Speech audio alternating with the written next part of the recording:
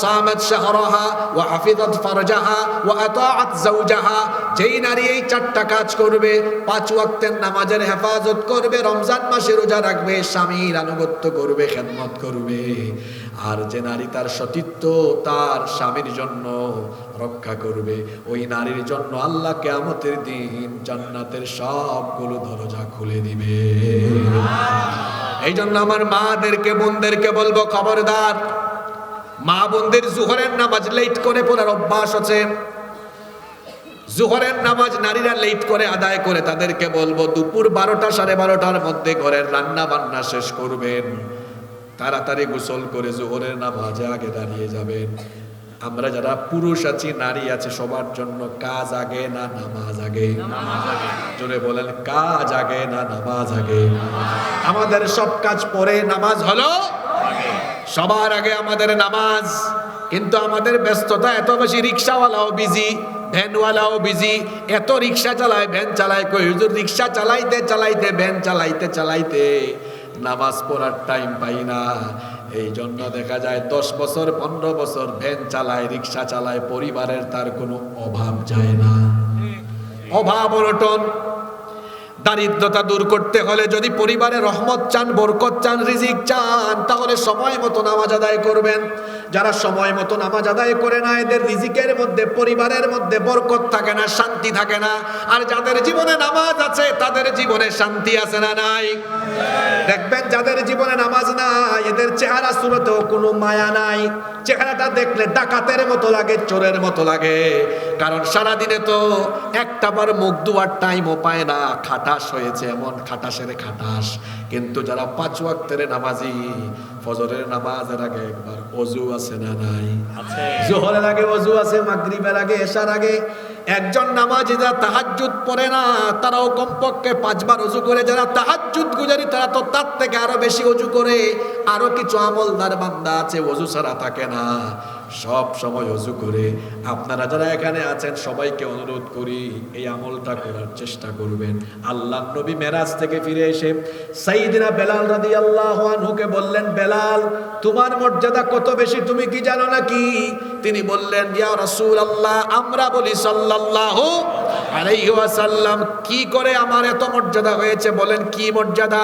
আল্লাহর নবী বললেন, মেরাজের রাতে আমি নবী আমার নিজের কানে জান্নাতে তোমার পায়ের আওয়াজ শুনে এসেছি। আল্লাহু আকবার।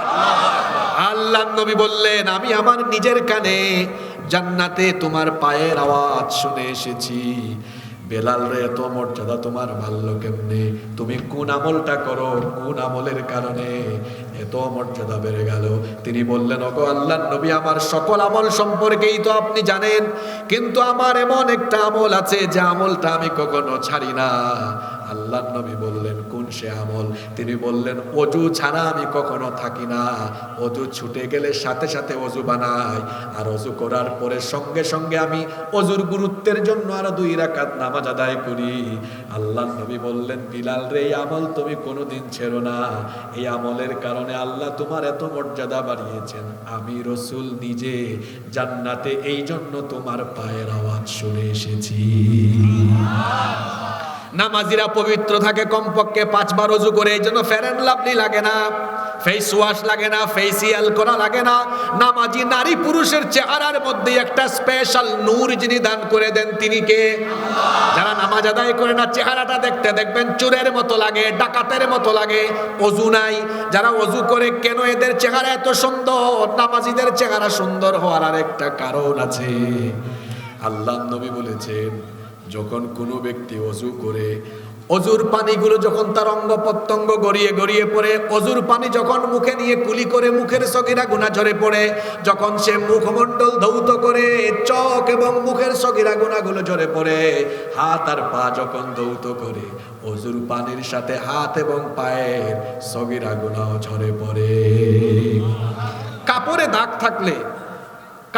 দাগ থাকলে, সাদা কাপড়ে দাগ লাগলে যেমন দেখা যায়, তেমনি পাপের সাগরে থাকলে চেহারা সুরতের আলামতে বোঝা যায়। কিন্তু ওযু যারা করে, ওই যে ওযুর পানির সাথে তো সগীরা গুনাহ ঝরে ঝরে পড়ে, এই জন্য এদের চেহারাও বড় পবিত্র থাকে, মাসুম হয়ে যায়। আল্লাহ এদের চেহারা একটা নূর দিয়ে দেন। আল্লাহু আকবার। এই জন্য পারলে সব সময় ওযুরত অবস্থায় থাকবেন। আর নামাজ কখনো ছাড়বেন না, কারণ শয়তান যে সকল কাজে খুশি হয় তার মধ্যে 1 নম্বরের কাজ হলো কি ছেড়ে দিলে শয়তান খুশি। আপনারা ছাড়বেন নাকি নামাজ?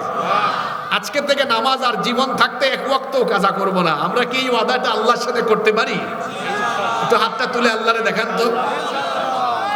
আল্লাহ তোমার সব বান্দাদেরকে তৌফিক দাও, বলেন আমিন। আরো 11টা আছে তো, আপনারা কি 35-40 মিনিট মনোযোগী থাকতে পারবেন তো? নাম্বার 2 নাম্বার যে কাজে শয়তান খুশি সেটা হলো আপনাকে জামাতে নামাজ আদায় থেকে দূরে রাখতে পারলে শয়তান আরো খুশি। মনে রাখবেন, একা একা নামাজ আদায় করলে নামাজের কোনো হক আদায় হয় না, কারণ নামাজকে ফরজ করা হয়েছে জামাতের সাথে। এই জন্য নামাজ জামাতের সাথে আদায় করতে হবে। একাকী নামাজ আদায়ের চাইতে জামাতে নামাজ আদায় করায় 27 গুণ বেশি সওয়াব রয়েছে। সুবহানাল্লাহ। আল্লাহর নবী বলেছেন, আজান হওয়ার পরে যারা ঘরে একাকী নামাজ আদায় করে আমার ইচ্ছে হয় সেই ঘরগুলিতে আমি আগুন লাগিয়ে ঘরগুলো জ্বালিয়ে দেই, কিন্তু ঘরগুলিতে যদি মহিলা আর নারী না থাকতো, মহিলা নারী শিশুরা যদি না থাকতো, এই হুকুম আমি দিয়ে দিতাম। এই হাদিস থেকে বোঝা গেল জামাতের সাথে নামাজ আদায়ের গুরুত্ব অনেক বেশি। এই যে এখন শীতকাল এসেছে, ফজরের সময় আরো বেশি ঠান্ডা লাগে। ইবলিস প্রথমে চেষ্টা চালায় কোনো মানুষকে নামাজ থেকেই দূরে রাখতে, কিন্তু যদি দেখা যায় ইবলিস ধোঁকা দিয়ে পারতেছে না, লোকটা নামাজ পড়বেই পড়বে, তখন ইবলিস তার সেকেন্ড অ্যাকশনে নামে। দ্বিতীয় অ্যাকশন হলো, আচ্ছা লোকটা যেহেতু নামাজই পড়ে ফেলবে, দেখি অন্তত নামাজের জামাত থেকে দূরে রাখা যায় কিনা। আমাদের উস্তাদরা আমাদেরকে প্রায় সময় একটা কিচ্ছা বলতেন, এটা কোনো হাদিস না, এটা জামাতের সাথে নামাজ আদায়ের গুরুত্ব বোঝাতে এবং আমাদেরকে মোটিভেট করতে এই কথাটা বলতেন। আমি আপনাদেরকে এই কথাটা বলছি, খেয়াল করে শোনেন। এক লোক ফজরের সময় আজান শুনছে, ইবলিস তো এসে গুতায় খালি, ঠান্ডা ঘুমা। মুয়াজ্জিন বলেছে আসসালাতু খায়রুম মিনান নাওম, নামাজ ঘুমের চেয়ে নামাজ উত্তম। আর ইবলিস বলে নামাজের থেকে ঘুম ভালো, ঘুমা। ইবলিস খুব আরামায়েশে রাখার চেষ্টা করে, কিন্তু লোকটা ইবলিসের ধোঁকায় পড়ে না, উঠে গেছে, অজুও করছে। ইবলিস আবার বোঝায়, অজু করছ কি হয়েছে, ঘুমা, যাইস না। লোকটা রেডি হচ্ছে, ইবলিস দেখতেছে আরে এ তো কোনো ধোঁকায় পড়তেছে না, এ তো নামাজে চলেই যাবে। চিন্তা করলো দেখি এরে অন্তত জামাত থেকে দূরে রাখা যায় কিনা। জামাতের সওয়াব কত বেশি আমি উদাহরণ দিয়ে বুঝাই। একটা নামাজ 27 বার একা পড়লে যে সওয়াব, একবার জামাতে গেলে ওই সওয়াব। সুবহানাল্লাহ কইতে ইচ্ছে করলো না? একটা নামাজ আপনি 27 বার পড়লে যে সওয়াব, জামাতে একবার আদায় করলে ওই সওয়াব আমলনামায় দেওয়া হয়। সুবহানাল্লাহ। ইবলিস কি চাইবে আপনার আমলের পাল্লা ভারী হোক? কিয়ামতের দিন ক্ষমতা কাজে লাগবে না, টাকা কাজে লাগবে না। দুনিয়ায় আমাদের কত ফুটানি, ক্ষমতার জন্য মানুষ মেরে ফেলি, ক্ষমতার জন্য কত দিকে কত ঝগড়া লাগাই, ফাসাদ করি। কিয়ামতের দিন সকল লোকেরা বলবে মা আগনা আন্নি মালিয়া হালাকা আন্নি সুলতানিয়া, ধন দৌলতার ক্ষমতা, আধিপত্য, কর্তৃত্ব কোনো কাজেই আমার লাগলো না। সেই দিন কেবল একটা জিনিস কাজে লাগবে, সেটার নাম হলো আমল। ফাআম্মা মান সাকুলাত মাওয়াজিনুহু ফাহুয়া ফি ঈশাতির রাদিয়া ওয়া আম্মা মান খাফফাত মাওয়াজিনুহু ফাউম্মুহু হাওিয়া। কিয়ামতের দিন যাদের আমলের পাল্লা, নেকির পাল্লা ভারী হবে তারাই তো জান্নাতি হবে, আর যাদের আমলের পাল্লা হালকা হবে তারা জাহান্নামী হবে। আচ্ছা বলেন তো, আপনার নেকির পাল্লা ভারী হোক, এইটা শয়তান চায় নাকি? কোনোদিনও শয়তান এটা চায় না, চাইবেও না। এই জন্য শয়তান যদি আপনাকে নামাজ থেকে দূরে রাখতে না পারে, 2 নাম্বার চেষ্টা চালায়, দেখি লোকটারে জামাত থেকে দূরে রাখা যায় কিনা। তাহলে আমলের পাল্লাটা কি হবে? হালকা হয়। এক লোক জামাতে চলে যাচ্ছে, ইবলিস তখন মানুষের সুরত ধরে তার বাড়ির সামনে দরজায় হাজির। দরজা খুলছে, সালামও দিয়েছে। কি ব্যাপার ভাই? ইবলিস বলতেছে ভাই বাইরে আজকে প্রচুর ঠান্ডা, 1 হাত দূরে কাউরে দেখা যায় না, খুব শীত পড়েছে। অথবা বর্ষাকালে বলতেছে খুব বৃষ্টি, রাস্তায় কাদা হয়ে গেছে, আপনার মসজিদে যাইতে কষ্ট হবে। নামাজ তো পড়বেন, অসুবিধা কি? ঘরে পড়ে ঘুমায় যান। আর হুজুর যে কারবার করে, ফজরের সময় জামাতটা একটু লম্বা হয়, 10 মিনিট দরকার আছে, আপনি এখানে কুলিয়া আইয়ুহাল কাফিরুন আর কুল হুয়াল্লাহু আহাদ শর্টকাট করেন, ইবলিস ধোঁকা মারতেছে। আপনি তো নামাজই পড়ছেন, আপনি নামাজটা ঘরে পড়ে ঘুমায় যান। বলতেছে না, যতই কাদা হোক, যতই ঠান্ডা হোক, আর নামাজ যত লম্বা হোক, আমি যাবই। ইবলিস দেখে এত বড় সাংঘাতিক অমর মার্কা মুসলমান আর কি। ইবলিস তখন বলে, ঠিক আছে আপনি আর কষ্ট করবেন কেন, আমার কাঁধে উঠেন, আমি কাঁধে করে আপনারা মসজিদ পর্যন্ত দিয়ে আসি। আপনারা ভাবতে পারেন হুজুর ইবলিসও তো ভালো হইলো কেমনে, কাঁধে উঠাইতে চায়। আপনি বুঝেন না কেন এত ভালো হইছে? এটা ভালো না, এটাও দুশ্মনী। হাদিসে এসেছে, কোন ব্যক্তি যখন ঘর থেকে বের হয়ে মসজিদ পর্যন্ত হেঁটে যাওয়া আরম্ভ করে, প্রতিটা কদমে পাড়ায় পাড়ায় ফেরেশতা আমলনামায় সওয়াব লিখতে থাকে। ইবলিস দেখতেছে এই লোকটা মসজিদে হেঁটে হেঁটে যাবে আর তার আমলের পাল্লা আরো ভারী হবে। তারে ধোঁকা দিলাম, নামাজ থেকে দূরে রাখতাম, পারলাম না। চেষ্টা করছিলাম জামাত থেকে দূরে রাখবো, তাও পারলাম না। এখন হেঁটে গেলে ওই সওয়াবটাও পাবে, দেখি অন্তত এইটা থেকে বিরত রাখা যায় কিনা। এই জন্য বলেছে, ভাইরে আমার কাঁধের উপর উঠ, তাহলে কাঁধে করে মসজিদে দিয়ে আসবো, তাও এই সওয়াবটা কমায়, এই সুযোগটাও সে যেন পায়।